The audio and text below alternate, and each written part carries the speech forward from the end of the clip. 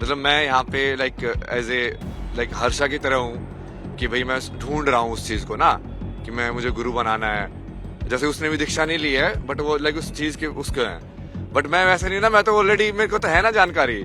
मैं तो बस अलग अलग जगह पे इसलिए जा रहा हूँ कि हाँ मुझे अलग अलग उसका देखना है, टेस्ट देखना है। आपके बारे में कहा जा रहा है कि जूना अखाड़ा ने आपको निकाल दिया। निकाला क्या आपको? अरे यार, एक तो उनको लोगों को ये नहीं समझ में आता कि मैं यहाँ पे किस कैपेसिटी में हूँ। मतलब मैं यहाँ पे एज ए हर्षा की तरह हूँ कि भाई मैं ढूंढ रहा हूँ उस चीज को ना, कि मैं मुझे गुरु बनाना है। जैसे उसने भी दीक्षा नहीं ली है बट वो उस चीज के उसके हैं, बट मैं वैसे नहीं ना, मैं तो ऑलरेडी मेरे को तो है ना जानकारी।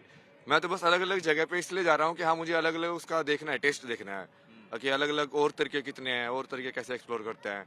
तो बहुत सारे लोगों तो जैसे अखाड़े में जाता हूँ तो इसलिए मैं आप क्या कह रहे हैं कि जब मैं था ही नहीं अखाड़े में तो निकाला कैसे जाऊंगा, आप ये कह रहे हैं क्या? हाँ मतलब वैसे एज ए गेस्ट था, वैसे उसे निकालता, बट वो वैसा कुछ नहीं था कि हाँ मैं कुछ दीक्षा लेने गया था और उन्होंने फिर बाद में वैसे निकाल दिया अखाड़े से, जैसे उसमें निकालते ना उस फॉर्म में। वैसा कुछ नहीं था ना। तो यहाँ ये गंगा जी की गोद में कैसा लग रहा है आपको? मैं देख रहा था अभी जब हम शुरू करने वाले थे, आप ऐसे छू के कह रहे थे माँ बड़े दिन बाद मिल रहा हूँ, काशी में तो रोज मिल रहा था, तो डुबकी नहीं लगा रहे हैं क्या? ऋषिकेश में तो रोज डुबकी लगाता था ना मैं।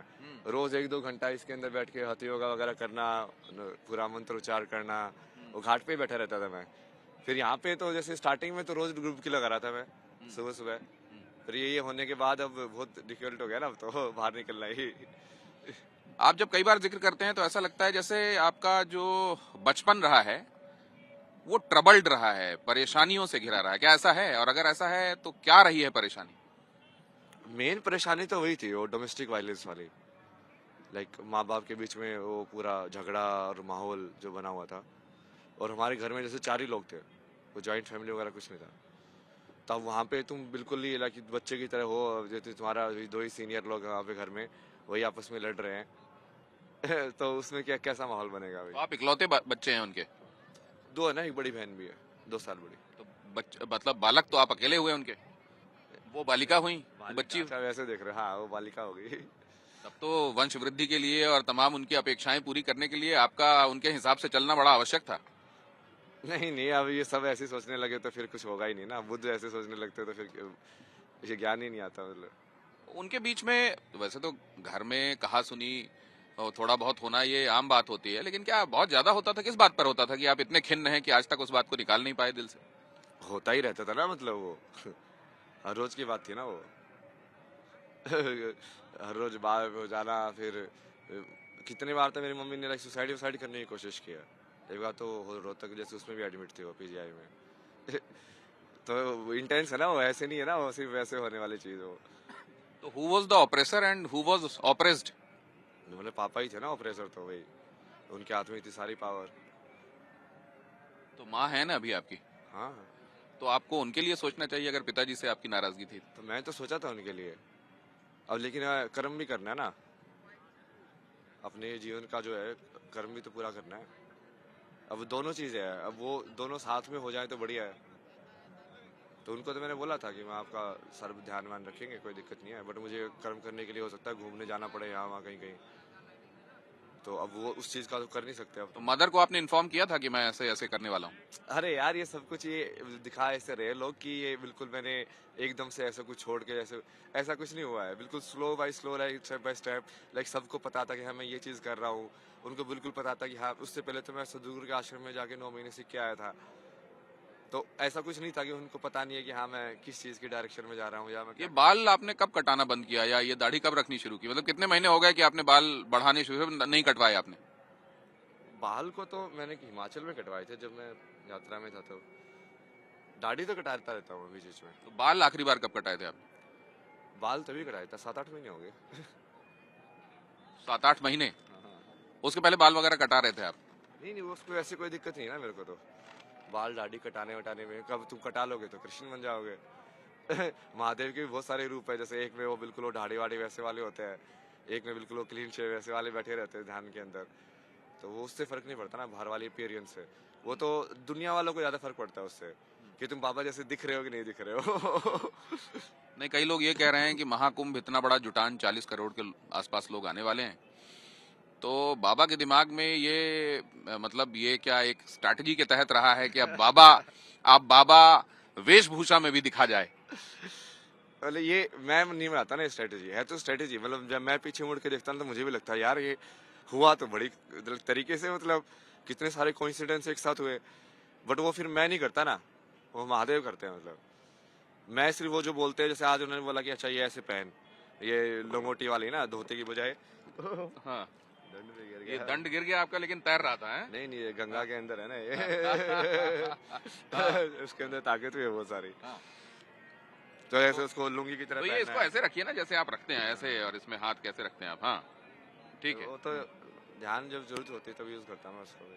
अच्छा, जब वैसे नॉर्मली भी मैं कर सकता हूँ, मतलब हाथ से। तो मतलब लास्ट वो जो आप टी शर्ट जीन्स और उस वाली वेशभूषा में और बाल कटे हुए क्लीन शेव, मतलब वो जो दुनियादारी वाला लुक आप पहले आपने रखा हुआ था, वो लास्ट कब था? नहीं नहीं, वो तो बहुत ऋषिकेश में भी था, पूरा क्लीन शेव, बाल ऐसे ही थे बट पूरा क्लीन शेव, लाइक बढ़िया बढ़िया कपड़े कपड़े धो के वहाँ पे आश्रम में रहते थे, धो के अच्छे से रहते थे, उसमें कोई दिक्कत नहीं है।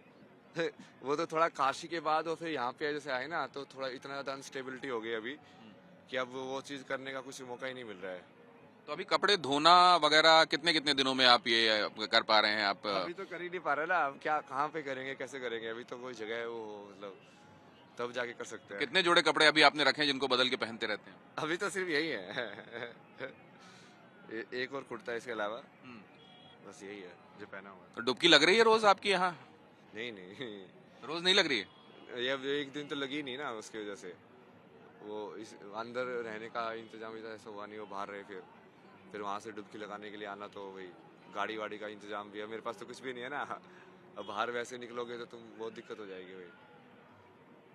तो आपके साथ जो चीजें होती चली गई आज जहां आप अपने आप को पा रहे हैं, तो वो जो दुश्वारियां भी हुई उसको ब्लेसिंग इन डिस्गाइज मानते हैं क्या आप?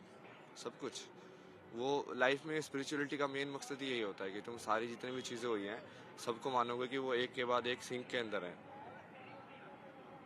एक कड़ी के अंदर है, और वो चाहे बुरा हुआ या चाहे अच्छा हुआ हो। जैसे आप पेरेंट्स का ही पूछोगे तो मैं तो यही मानता हूँ, ठीक है ना, उनकी वजह से वो ऐसे लिखा होगा कि हाँ मेरे इंक्लिनेशन वो कर्म है ही नहीं, तो तुम उसी डायरेक्शन में चले जाओ। वो कहानी कैसे रची है उसने वो उसको ही पता है ना, वो एग्जैक्टली कि हाँ। तो अगर ऐसा है तब तो आपको नाराजगी होनी नहीं चाहिए अपने पिताजी से भी? नहीं मेरे को पर्सनल कुछ नहीं है ना, यदि पर्सनल नाराजगी होती तो मैं क्या कहाँ का स्पिरिचुअल होता, बट मेरे को तो सिर्फ कर्म के हिसाब से देख रहा हूँ ना मैं, और वो उस धर्म के अंदर या जिस रिश्ते के अंदर बांधना चाहते हैं, मैं बंधने वाला नहीं हूँ ना। तो ये आप जब कह रहे हैं कि सब कुछ इन सिंक होता है, तो कितना इन सिंक और सब कुछ प्री डेस्टाइंड आप मानते हैं, और कितना फ्री विल होती है? ये बहुत बढ़िया क्वेश्चन है। हाँ? एक देवी ने किया था ये क्वेश्चन, वाह भैया क्या क्वेश्चन है यार, ये काफी सही है। मतलब इसको आप दो तरीके से देख सकते हो चेतना को, एक तो आपकी आप इंसान हो और ऊपर परमात्मा है, उसके हिसाब से जब देखोगे आप, देख के बैलेंस हाँ। जाएगी नहीं, अच्छा साइड में आ गई। हाँ। हाँ। अभी अभी आप चलिए, चलाते रहिए जरा नाव को, बीच में लेके चलिए, इधर किनारे मत लाइए। अभी किनारा नहीं, अभी तो भंवर में डाल दी है बाबा ने अपनी नैया, तो हमको ही भंवर में लेके छोड़ दो बेटा, इसको खींचो मत, छोड़ दो। ये देखिए किस तरीके से बाबा जी प्रणाम करने के लिए लोगों का जमावड़ा हो जाता है जहां भी। अब ये बताइए आप कि बाबा, जब लोग आपको पहली बार मिले, फिर पीछे पड़ गए, फिर रोज आपको कहीं ना कहीं तलाशा जाने लगा, आपको ये सब बुरा लग रहा है या आपको इसमें आनंद आ रहा है? नहीं वो जैसे स्टार्टिंग में थोड़ा अनकंफर्ट हुआ, क्योंकि वो नई चीज है और उसको तुम कि तुम डील तो कर ही रहे हो किसी न किसी तरीके से, बट अभी जैसे मैं उसका कर्म पूरा कराऊँ ना, जैसे सेलिब्रिटी होने का कर्म सेलिब्रिटी होना क्या होता है कि तुम अटेंशन को सेलिब्रेट करो, नोट अहंकार के साथ नहीं, लेकिन समझे आप। अब जैसे आपको जो भी कुछ खाने को मिल रहा है या जो भी कुछ आपको कर्म आपको मिल रहा है, यदि आपने पूरी तरीके से उसको जिया नहीं और सेलिब्रेट नहीं किया तो वो आधा अधूरा होगा, समझे। सब काम करना, मतलब जब आप भोजन कर रहे हैं तब आपका मन वहां पर हो कि आप क्या खा रहे हैं उसको महसूस करें, कहीं और सोच रहे हो भोजन कर रहे हो तो उसका कोई मतलब नहीं है, और ऐसा करते हुए अहंकार नहीं आना चाहिए, ये कह रहे हैं आप? हाँ ऐसा करते हुए इस सिचुएशन में बोल रहा हूँ मैं, क्योंकि इसमें तो अटेंशन को सेलिब्रेट करना है।